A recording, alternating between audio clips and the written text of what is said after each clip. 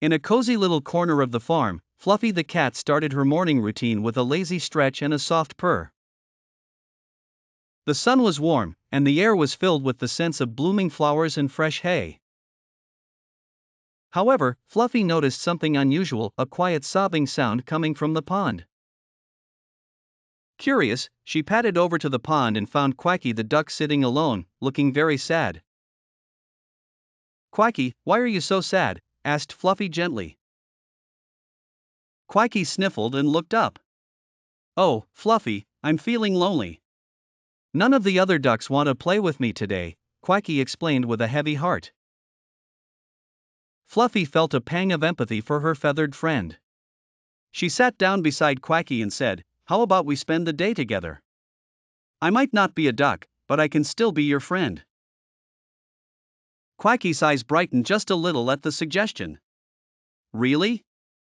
That would be wonderful."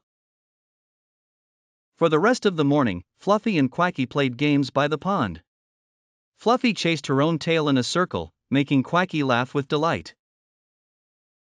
They played hide and seek behind the reeds and even tried to catch butterflies together.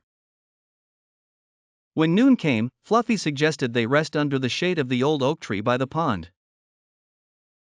"Let's have a little picnic," Fluffy said, pulling out some treats she had squirreled away. Quacky quacked in agreement, and they shared a meal of breadcrumbs and a little fish Fluffy had caught earlier. As the day wore on, they talked about their dreams and hopes, their favorite things to do, and the fun times they'd had.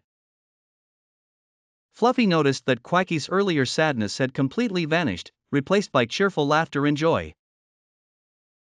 As the sun began to set, casting a warm golden hue over the farm, Fluffy turned to Quacky and said, "I'm glad we spent the day together.